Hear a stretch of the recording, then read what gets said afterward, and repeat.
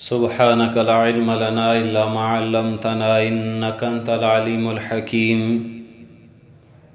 رب اشرح لي صدري ويسر لي أمري واحلل عقدة من لساني يفقه قولي رب زدني علما رب يسر ولا تعسر وتمم بالخير أعوذ بالله من الشيطان الرجيم بسم الله الرحمن الرحيم وقلنا يا آدم اسكن أنت وزوجك الجنة وكلا منها رغدا حيث شئتما ولا تقربا هذه الشجرة فتكونا من الظالمين صدق الله العظيم.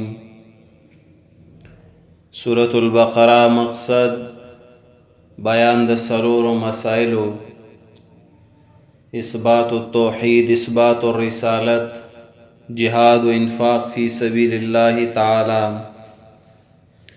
سورت تقسیم دے پسلور ایسو. اول ایسا صلایتنا پاول ایسا کی مسئلہ ذکر کئی د اثبات التوحید.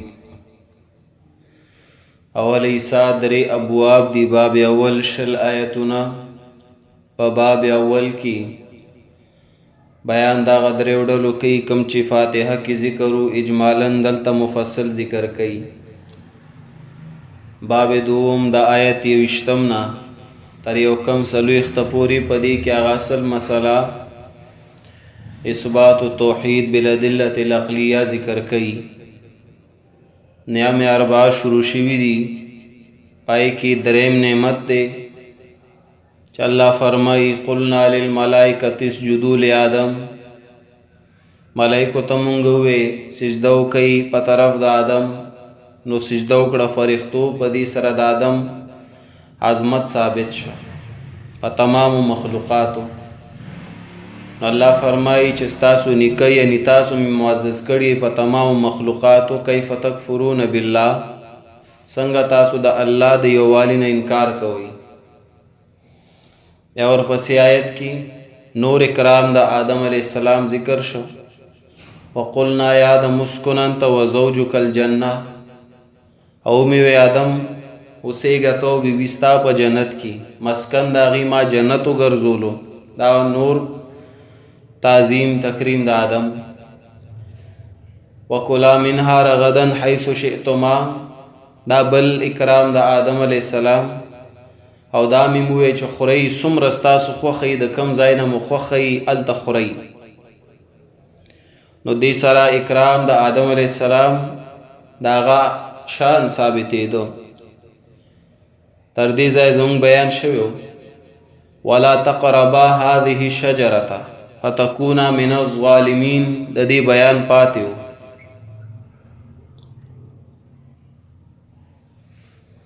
نو دا جملہ ولا تقربا پدی کی ہم اکرام دا آدم علیہ السلام دا آغا تعظیم دا پارا اللہ دام ذکر کردے دے. ولا تقربا هذه الشجرہ دا دراصل استثناء دا دروستو کلا منہا رغدن.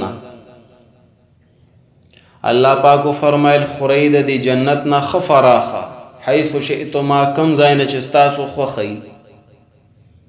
اس داغین استثناء کی چو ولا تقربا هذه الشجرہ، البتہ دا یوونا دا دیتا نزدی ہم نشی.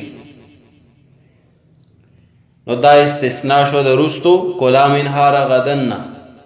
خوراکو کئی سور خوری دا کم زای خوری خو صرف دا یوونا دا دیتا نزدی نشی.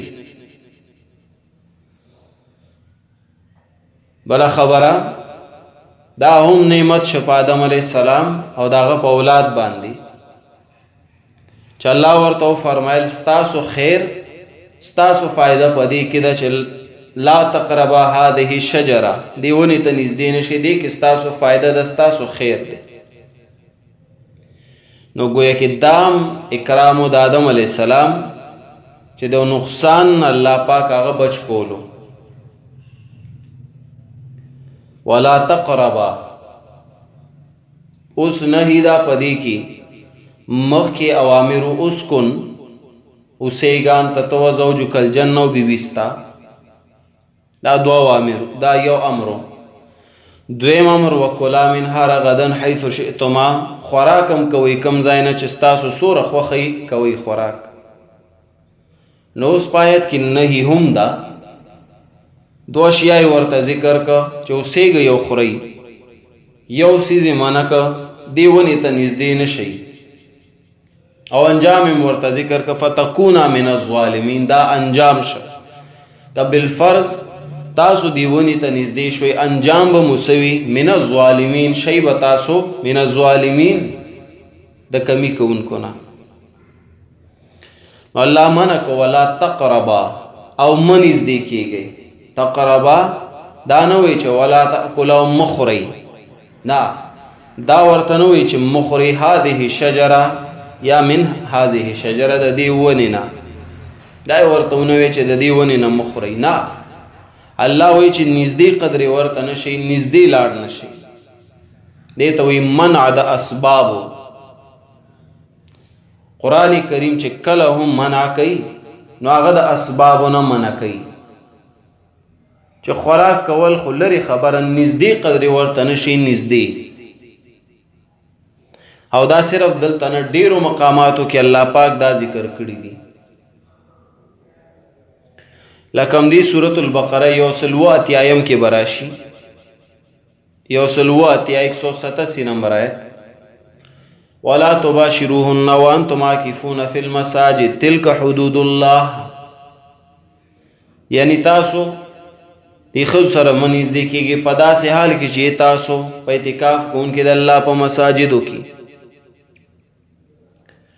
نو بیا الله فرمایي تلک حدود الله دا پولې د الله دي فلا تقربوا نو نږدې مشئ دې پولو ته چې تاسو دا حدود مات کوي. حدود ماتول لرې خبره نږدې قدرې ورته لاړ نشي منع د اسباب. بیا الله فرمایي همدې سورة البقره 222 کې چې په حالت د حیض کې ښځو نه بیرته کوي ښځې فاعتزلوا النساء فی المحیض ولا تقربون نو نږدې قدرې ورته نشئ د پاره د جما کول لري خبره نږدې هم لاړ نشي ورله پاغ اسباب هم تیر نشي چې هغې سره جما ته تاسو نږدې کېږئ. ارن سورة النساء 43 کې الله منع کوي د اسبابو. یا ایها الذین آمنوا او مؤمنانو لا تقربوا الصلاة منځدې کېږئ مونځ ته وانتم سکارا په داسې حال کې چې تاسو په نشه کې حالت د نشي کې مونځ کول لري خبره نږدې هم ورته لاړ نشي منع د اسبابو. دارنګ سورة الانعام کې به هم راشي آیت 151 نمبر آیت ولا تقربوا الفواحش او نږدې کېږئ مه بې حیایۍ ته ما ظهر منها و ما بطن که ښکاره وي یا پټي بې حیایۍ کول لرې خبره نږدې قدرې ورته نشئ. همدې انعام کې ورپسې آیت کې وایي 152 کې ولا تقربوا مال الیتیم او نږدې لاړ نشي مال د یتیم ته خوړل لرې خبره نږدې قدرې ورته لاړ نشي. او دارنګ سورة الاسراء کې به هم راشي سورة بنی اسرائیل 22 نمبر آیت دی 32 ولا تقربوا الزنا او منځدې کېږئ زنا ته یعنی منع د اسبابو کې زنا کول لري خبره هغه اسبابو ته نږدې لاړ نشي چې هغه ستاسو دپاره سبب شي د زناو. نو دلته هم الله پاک منع ورته وکړو د اسبابو. ولا تقربوا نږدې نشئ هذه الشجره دې ونې ته که ستاسو دا نږدې کېدل کیدای شي دا سبب شي د دې چې تاسو د دې نه خوراک وکئ. الله پاک بالکل یو بند ورته مقرر کړ چې اسبابو ته هم نږدې نشئ. ولا تقربا او نږدې نشئ دواړه تسنیه یې راوړې دلته دواړه نږدې نشئ. یاد وساتئ چې یو څیز نه الله منع کړي نهي نو پای کې ښځه او سړی بیا دواړه برابري ښه لکه دلته چې څنګه تسنیه راوړې ولا تقربا او منځدې کېږي دواړه دا نه چې آدم ته نږدې نشي که ښځه د نږدې کېږي خیر دی یا بیبي دې نږدې کېږي نه او که ته نږدې شوې نو خیر دی. نه، امر النهي کې دواړه ښځه او سړی برابر یاد ساتئ. ولا تقربا او مه نږدې کېږي دواړه هذه الشجرة دې ونې ته. هذه الشجره دې ونې ته. ونه کومه ونه مراد دی؟ په دې ځای په ځای بعض مفسرینو بې ځایه وضاحتونه کړي دي. بعضې مفسرین دا وایي هذه الشجره نه مراد ونه ده د غنمو. نو غنم یې چې وخوړ وایي الله بار که د جنت نه. بعض وایي نه، ونې نه مراد ونه د انګورو. یو پکې روچت شه وایي نه، دې نه مراد ونه د اپیمو د چرسو. وی الله منع که چې دې ونې ته نږدې نه شي، افیم او چرس ته. نور ورته چې دا معنی تا څنګه وکړه بې دلیله. وایي تاسو کوم په دلیل کوئ؟ ونه د انګورو، ونه د غنمو، دا په کوم ځای کې راغلی؟ تاسو هم د خېټې نه یو معنی وکړو، ما هم وکړه، شجره نه مراد هم واغست. په دې ځای لوی لوی مفسرین اعظام چې وګورئ، لکه تفسیر طبری د امام ابن جریر رحمه الله، دارنګ تفسیر ابن کثیر د حافظ عماد الدین ابن کثیر رحمه الله، دارنګ تفسیر بیضاوی د قاضی بیضاوی رحمه الله، تفسیر قرطبی د امام قرطبی رحمه الله، نورم غنو تفسیرونو، تفسیر خازن وغیرہ وضاحت دلته کړی دی. او بالخصوص تفسیر طبری کې امام ابن جریر رحمه الله فرمای هذه شجره نه مراد هغه وایي چې مونږ سره د دې علم نشته چې شجره نه مراد کومه شجره ده، کومه ونه ده. وایي د دې علم مونږ سره نشته. او به وجه ذکر کوي علم ولی نشته. د هغې وجه دا ده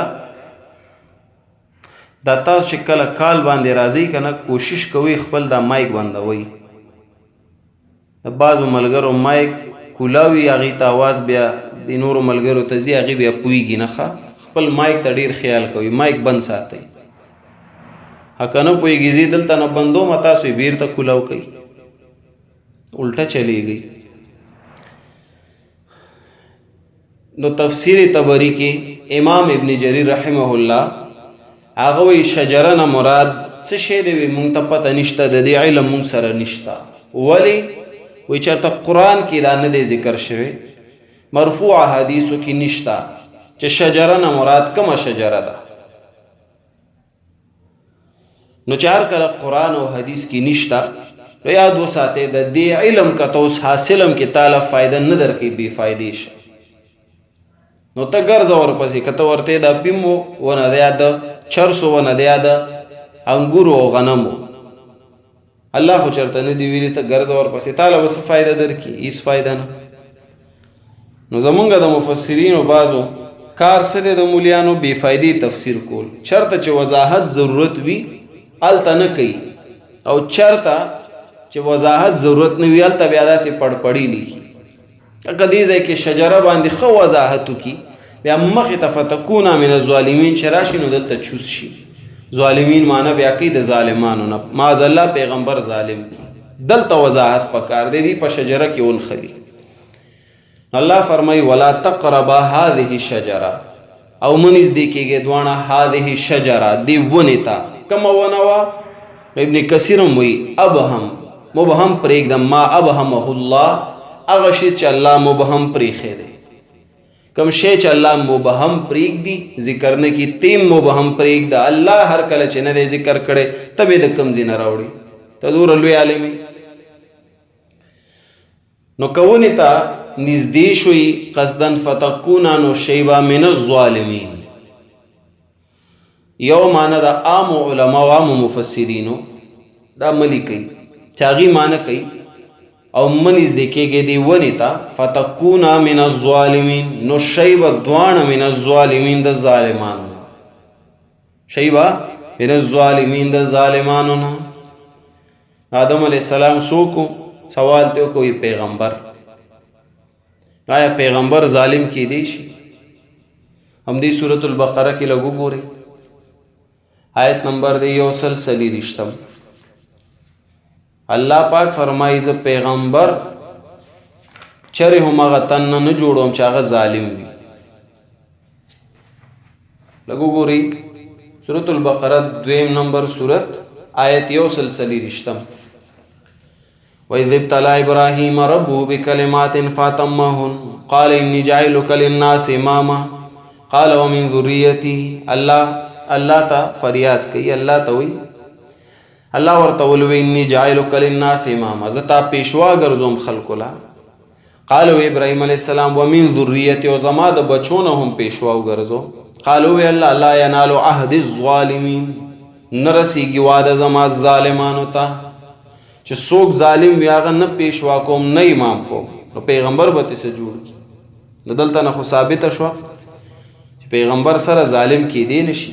نو مولوی صاحب تا مانو که فتکونا من الظالمین، نو شی به تاسو د ظالمانو نه. بعض وی فتکونا نو شی به من الظالمین د ګناهګارو نه. نو پیغمبر ګناهګار شو، هغه بیا نږدې شوی ولې ته د ظلم په معنی دلته ځان پویول غواړي. خو مولیانو له چرته ورځي. موږ یو ملګری دی ډېر خالم دی، خو هغه خفه کېږي وایي زما نوم ما اخلي، نوم یې نه اخلو. د هغه دوکان ته یو ملا راغلی و، د دې اکوړي نه فارغ و. اکوړه خټک مدرسه ده. اکوړي نه فارغېدل دا د عقل نه فارغېدل وي. ښه هغه راغلی ورله سودا یې ترې اخیسته، نو ورته وایي ما سره لږ ګزاره وکړه. کاډ یې ورته خپل خو سند وي دا زما سند د فراغت دی. وایي زه فارغ عالم یم فاضل یم. د کوم ځای وایي د کوړي؟ ښه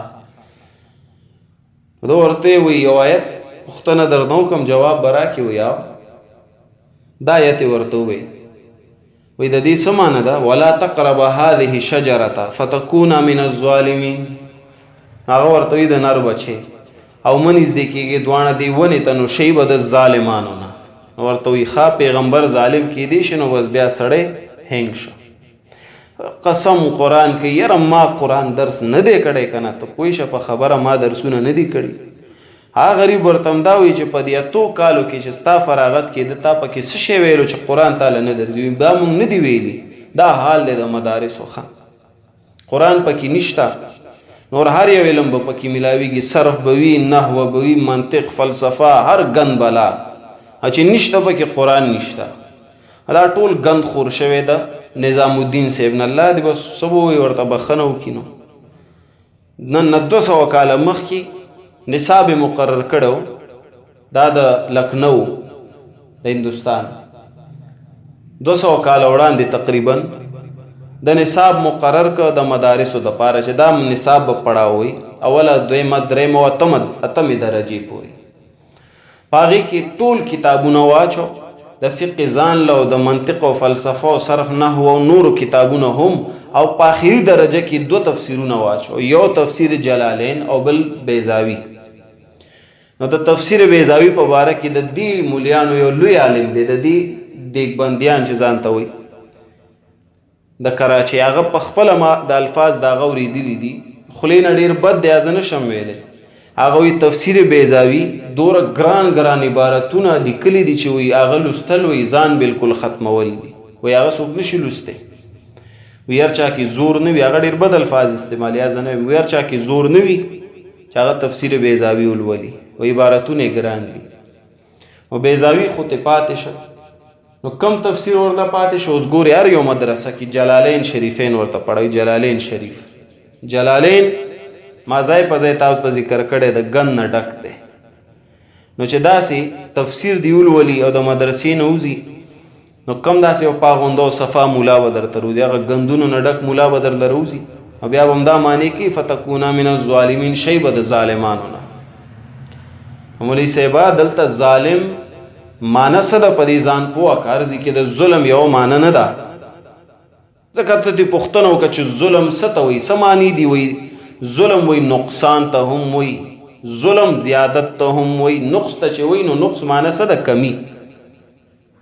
او که زیادت معنی کې بالکل هغه هم کولی شي، خو ځای ته به ګوري. اوس دلته ظلم معنی نقص دی او که زیادت دی، په دې خبره کوو. ظلم یاد ساته دلته لغت کې څه ته وایي؟ نقص ته وایي، کمی ته وایي. په دې ځای کې الله پاک فرمایي ونې ته نږدې نه شئ فتکونا نو شئ به من الظالمین، د کمی کوونکو نه. دې وجې ما معنی څه کمی ځان له به کمی وکړئ د څه شي؟ د آسایش او د نعمتونو. دنیا ته به لاړ شي، مشقتونه به وي، منډې تړې به وي، رزق پسې. دلته خو هر یو تیار میلاویږي، هر یو شی روټۍ تیار میلاویږي، اوبه تیار میلاویږي، کور تیار بي هر څه درته تیار میلاویږي. نو که لاړئ دنیا ته بیا به ځان له دا نعمتونه کم کوئ. نو فتکونا نو شئ به من الظالمین، د کمی کوونکو نه. او ظلم په معنی د کمی راغلی دی قرآن کې. ښه لږ تاسو وګورئ سورة الکهف. سورة الکهف 13 نمبر سورت،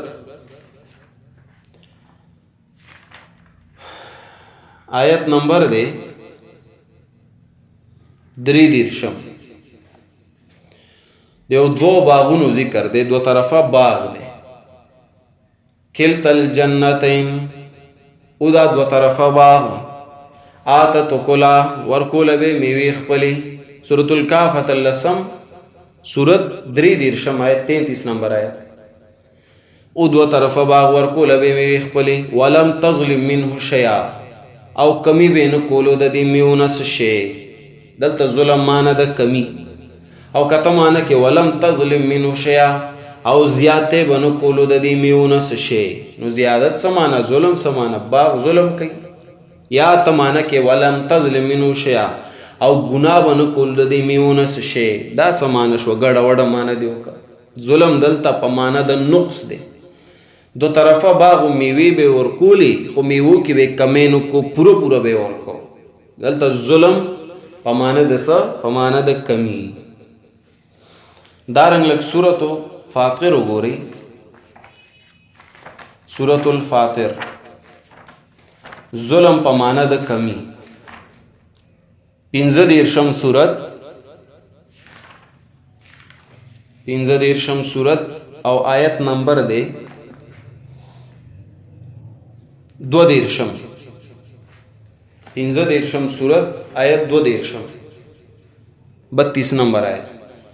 ثم ورثنا الكتاب الذين، بیا ورکو مونږه کتابه کسانو ته، اصطفینا من عبادنا، چې چوڼ کړو مونږه د بندګانو خپلونه. فمنهم ظالم لنفسي، نو بعض د دین ظالم لنفسي، ظلم کوونکې په خپل ځان. قرطبي دلته اعتراض کوي چې اول وی اصطفینا من عبادنا، مونږه چوڼ کړی د خپلو بندګانو نه. نو اول وی چوڼ کو، او بیا ورته وی چې ظلم یو کو، ظالم شه. هغه دلته د اعتراض کوي، جواب کوي بیا چې دلته ظلم څه شی دی؟ معنی د کمی کوونکی. نو بعضې د دینه کمی کوونکي د پار د ځان. لکه تاسو الله پاک قرآن ته کښېنولئ، هر ملک کې به ناست ما ته پته نه لګي، الله م ګوري، الله ویني. افغانستان کې هم دي، دلته هم دي، کینیډا کې هم، نورو بلا ملکونو کې خلک اوري. څو ورځې مخکې یو ورځ دوه کېږي، غالبا پرونو کابله رځو، زموږ ماما دی په حیات آباد کې، هغې کره تللی وم. نو هلته ماما راته ووې وی یو تن ته ما ستا دا چینل ورکړی، وی هغه ستا درس اوري، بوډا سړی دی، ضعیف العمر، الله دې ښه ساتي. نو هغه وایي چې دا کله م راشي ورته ووایه چې ما سره لږ ملاقات وکړي. نو ماما راته ووایي که ته وایې چې زه ورته رینګ وکړم چې راشي، ما ویل وکړه که نه، ښه خبره ده، درس ملګری دی ووینو. نو هغه رالو، بوډا سړی، قسم په الله زه ورته ډېر حیران شوم، ډېر زیات کمزور او غریب، الله دې ښه ساتي. خو چې رالو کېناستو، ګپ شپ مو لګولو، د جیب نه یې کاغذ راویستو، په هغې کې بلا سوالونه یې لیکلي وو. ویل تر کوم ځای پورې دې درس اورېدلی؟ وي تر کوم ځای چې تا سټاپ کړی دی. وایي ستا درس ته ناست یو چې کله به اپلوډ کېږي. ما ویل خفه نه شي، هغه تېرې هفتې کې زه لږ بیمار وم، وایي 2 درسونه راغلي، وایي 4 درسونه ستا په هفتې کې راځي، خو یې تېرې هفتې 2 درسونه وو. ما ویل او زه لږ طبیعت مې ټیک نه و.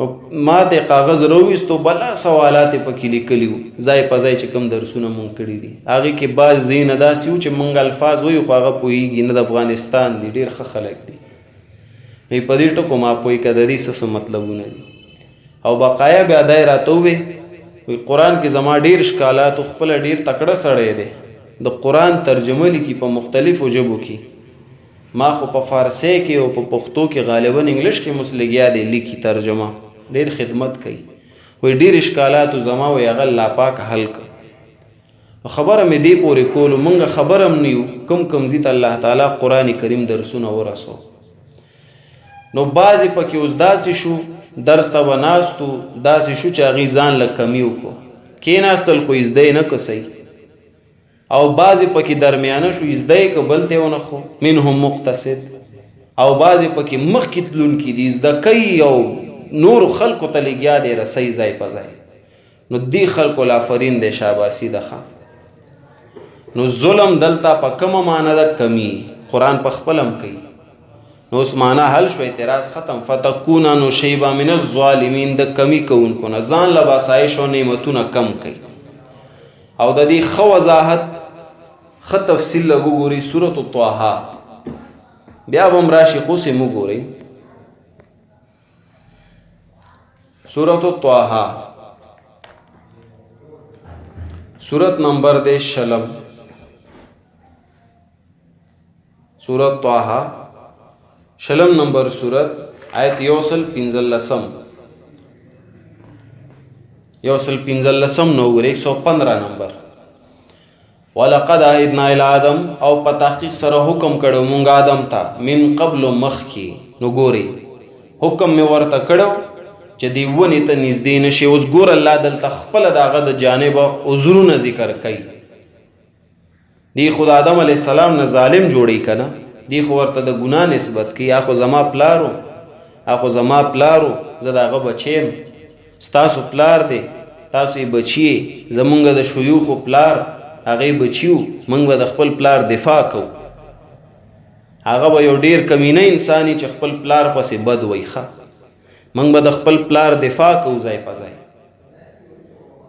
نو دی ورته ظالم وایي دا د ظالم زامن او موږ وایو نه زمونږ پلار زمونږ نیکه نو ظالم الله فرمایي فنسیا نو هغه نه هیر شه هغه نه څه شه هیر شه تا نه پوښتنه کوم ستا روژه ده او په دې روژه کې تا نه هیر دی لاړې فرش ته ودرېدې او ګیلاس جام اوبه دې وڅښلو نو روژه دې ماتېږي نو ته خو یې نه ماتېږي نو آدم علیه السلام نه هیرو دغه ونې نه خوراک وکړو نو هغه بیا څنګه ګناهګار شه نو الله یو دلته عذر ذکر که فنسیا نو هیر شه د هغه نه دویم عذر الله ورله څه ذکر کړي ولم نجد له عزما او نو موندلې مونږ هغه له قصد کوونکې ګناه ته د هغه سره اراده نه وه د هغه سره قصد نو نیت نه و د ګناه نو ګناهګار څنګه شه بدبختو چې تاسو سم وای ظالمان به خپله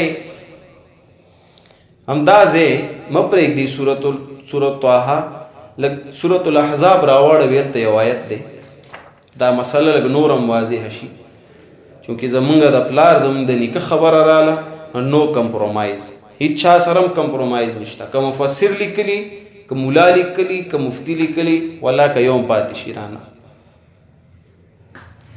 سورة الاحزاب 33 سورت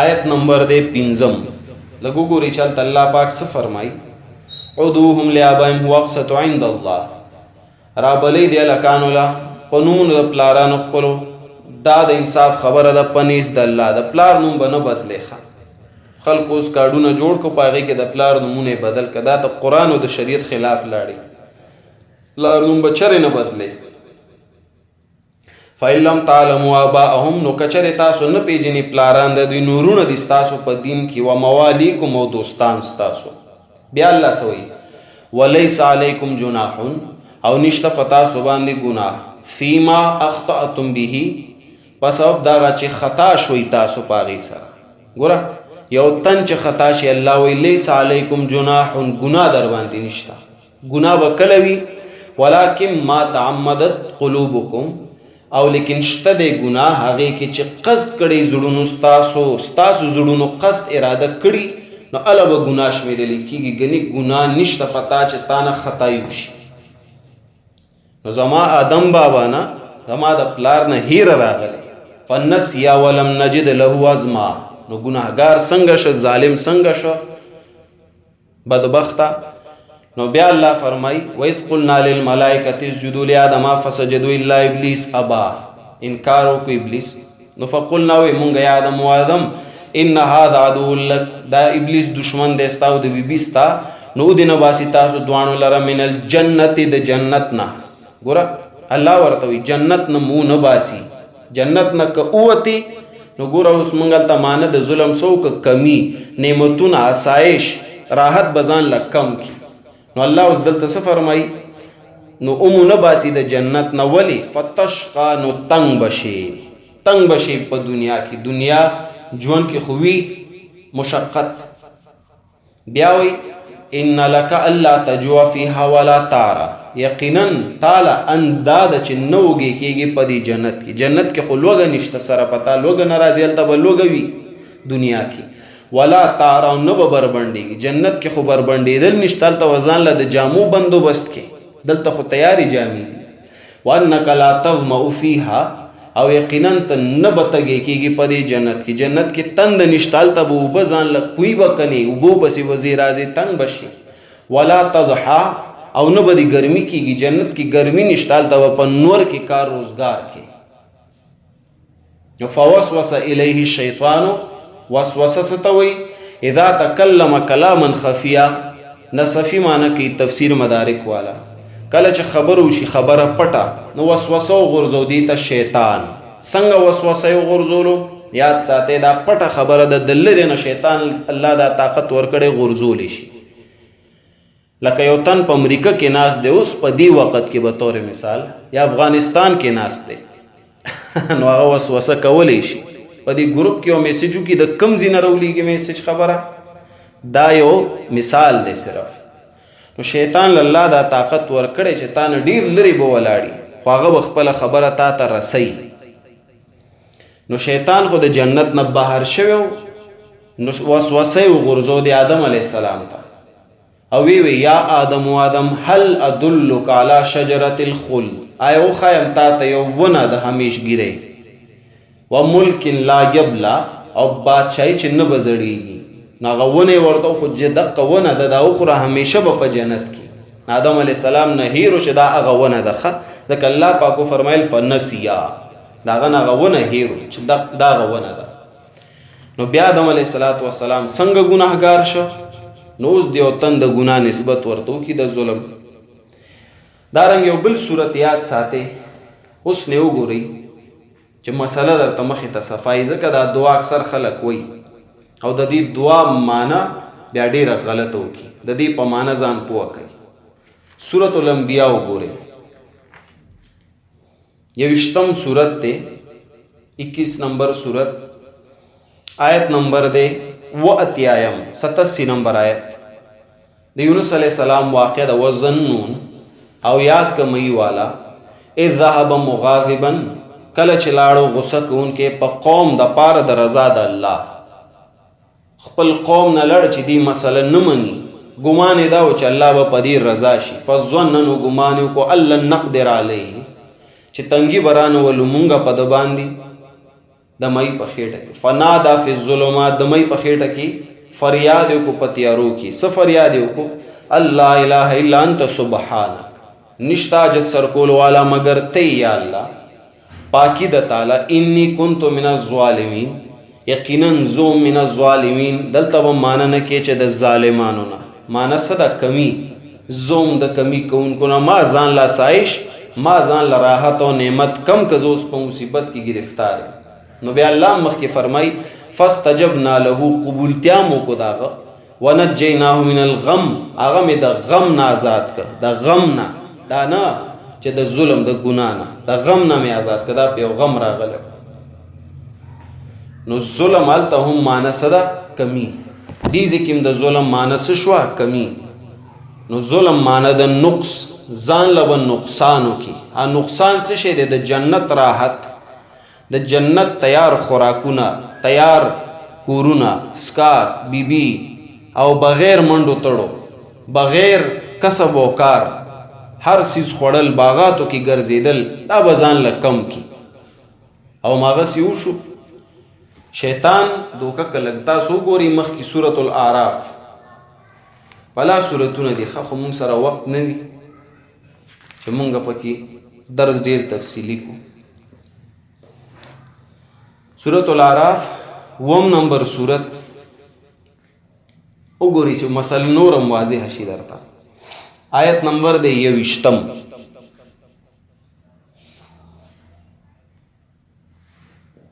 سورة الاعراف 1 سورت آیت 21. وقاسمهما انی لکما لمن الناصحین. وقاسمهما قسم خور دی دوانو تا ابلیس، انی یقینا ز لکما استاوس د پارا لمن الناصحین خامخا د خیر خوانو نیم. دین مخکې ورته ویلي آیت کې وقال ما نهاکما ربکما، اووی نه دی منع کړی تاسو دوانو لره رب ستاسو دوانو ان هذه شجره د دې ونې نه، دغه ونه چې د دې نه منع کړی به بله ونه الا ان تکونا مگر دا چې کېږي به ملکینې دو فرښتې یا شی به د همیشه اوسېدونکو نه. نو که دغه ونه مو خوړه دا چې کوم زه درته ښیم دې سره به یا خو فرښتې شي او یا به همیشه په دې ځای کې اوسېږئ. او ورسره تاکید دپاره ورته قسم هم وکړو، یاد وساتئ دا اول قسم دی د مخلوق چې آدم علیه السلام په وړاندې شوی دی. نو ته ماته ووایه چې تا ته یو تن معلوم نه یو قسم درته وکړي، ته به په یقین کې که نه کې؟ چې تا ته یو تن معلوم نه او هغه تا ته قسم وکړي ته به خامخا یقین پکې لکه دا خو رښتیا وي، بیا وروستو تا ته پته ولګي دروغجني. نو آدم علیه السلام ته اول ځل قسم شوی وقاسمهما او قسم خور دی دوانو ته انی لکما لمن الناصحین چې یقینا زه ستاسو دوانو دپاره خامخا د خیرخوانو نه یم، زم خیرخوا یم. فدلاهما بغرور، نو الله فرمایي نو راکوزې کو دا دوانه په دوکې سره، دوکه یې ورکړه. نا ګنهګار څنګه شو، ظالمان څنګه شو؟ مفسر صاحب فلما ذاق الشجرة بدت لهما، دا به انشاءالله په خپل ځای نور وضاحت کوو. الله فرمایي ولا تقربا او من نږدې کېږئ دوانه هذه شجرته دې ونې ته فتکونا نو شیبه، که نږدې شوئ فتکونا نو شیبه من الظالمین د کمی کوونکو نه د نعمتونو، ځان له به نعم کم کوي. او همداسې وشو د ابلیس په قسم په دوکې او د وجې د هیرې آدم علیه السلام ونې ته نږدې شه، هغه یې وخوړو او هغې نه پس څه شوي دي انشاءالله آینده سبق کې به په دې وضاحت کوو، ترجمه کوم غوږ کېدی. وقلنا وی مونږ یا آدم و آدم اسکن اوسېږه انته ته وزوجک او بیبي ستا په جنت کې، وکلا او خورئ منها د دې جنت نه رغدن فراخه، څومره مو خوښئ خورئ، حیث شئتما کوم ځای چې ستاسو خوښئ. ولا تقربوا من نږدې کېږئ هذه الشجرة دې ونې ته فتکونا نو شیبه من الظالمین د ظالمانو نه. نو ظالمان معنی به نه کوي، فتکونا نو شیبه من الظالمین د کمی کوونکو نه. چې کوم تفسیر ظالمان معنی کوي، ګناهګاران معنی کوي، یا تفسیر رد کوي، کومه ترجمه دا معنی کوي هغه رد کوي ځکه د بندګانو دی. ښه ما تاسو ته د قرآن کریم د آیتونو په رڼا کې د ظلم معنی وکړي. نن ما د مفسرینو حوالې هم نه دي ذکر کړي، ګڼ مفسرین دي. ښه قرآن آیتونه مې ځکه پیش کړه بطور دلیل، ځکه قرآن جواب نه حدیث کولی شي او نه بل کتاب کولی شي. فازلهما الشیطان عنها فاخرجهما مما كان فيه، په دې کې بیا بیان دی د دې چې د شیطان د وجې دا دواړه الله پاک د جنت نه کوز کو، ویستو چرته رالل، څنګه چلو شو، په دې به بقایا درس کې انشاءالله وضاحت کوو. وصلی الله تعالی علی خیر خلقه محمد و آله و صحابه اجمعین برحمتک یا ارحم الراحمین.